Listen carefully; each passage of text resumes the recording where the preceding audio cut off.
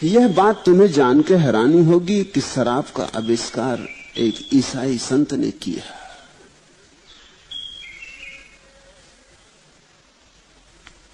इसी तरह चाय का आविष्कार एक बौद्ध फकीर ने, एक बौद्ध भिक्षु ने किया। दोनों बातें बड़ी प्रतीकात्मक है। बौद्धों की परंपरा है ध्यान की, चाय जगाती है, नींद को तोड़ती, प्रतीकात्मक है, झपकी नहीं आने देती। आती हो झपकी तो झपकी चली जाती, जमाई आती हो तो जमाई चली जाती।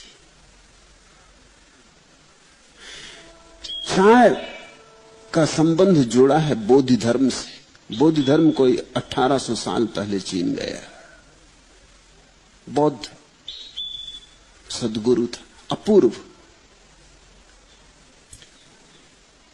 वो ता नाम के पहाड़ पर वो वर्षों तक बैठा रहा, ध्यान करता रहा। ता पहाड़ का नाम था, इसीलिए टी, और ता का एक उच्चारण चा भी है चीन में, इसलिए चाय। उस पहाड़ से इसका संबंध जुड़ा। कहानी बड़ी मधुर है। कहानी तो कहानी है, लेकिन है अर्थपूर्ण। एक रात बौद्ध धर्म जागरण के लिए बैठा है, पूरी रात जागरण करना है, और झपकी आने लगी तो उसने गुस्से में अपनी आंख की दोनों पलकें उखाड़ के फेंक दी।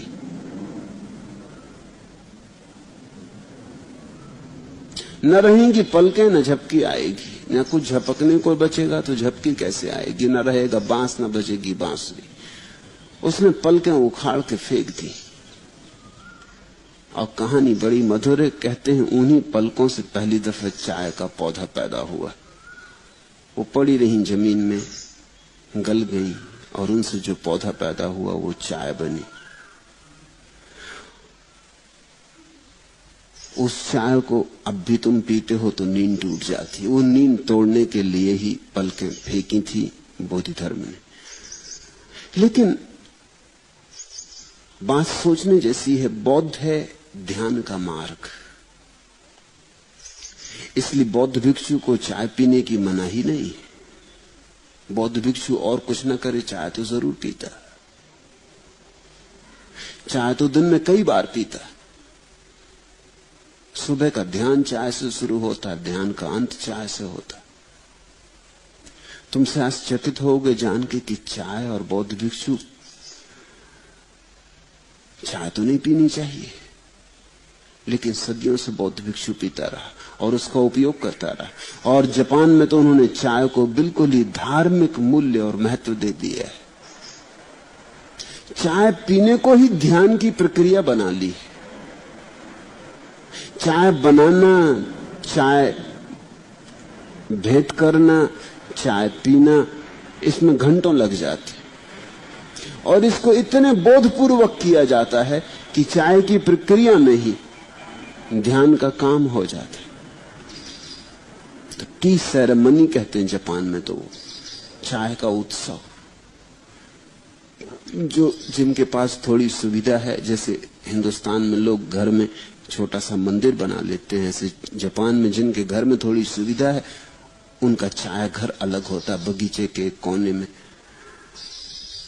दूर एकांत में, जहां लोग ऐसे जाते जैसे मंदिर में जा रहे, क्योंकि ध्यान, जागरण।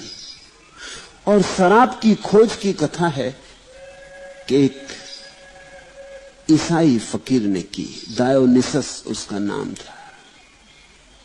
ये भी बात ठीक है, क्योंकि ईसाईयत भक्ति का मार्ग है। ये प्रतीक बड़े ठीक है। भक्ति के मार्ग पर विस्मरण, ध्यान के मार्ग पर होश। भक्ति के मार्ग पर डूबना है, ध्यान के मार्ग पर जागना है। अंतिम परिणाम एक ही होता है। अगर तुम ध्यान के मार्ग पर चल चल के जागते रहे तो एक तरफ तुम जागोगे और एक तरफ तुम पाओगे खोते जा रहे। तुम्हारा ध्यान जागने पर रहेगा, खोने की घटना छाया की तरह घटेगी। भक्ति के मार्ग पर तुम खोते जाओगे और तुम पाओगे एक तरफ जागरण आ रहा है, एक तरफ खोते जा रहा है, एक तरफ जागरण आ रहा। खोना तुम्हारी प्रक्रिया होगी, जागना परिणाम होगा। अंत में खोना और जागना एक साथ घट जाते हैं, जैसे कि एक ही सिक्के के दो पहलू। भक्त का एक तरफ ध्यान रहता है, ध्यानी का दूसरी तरफ ध्यान रहता है, लेकिन सिक्का तो वही है।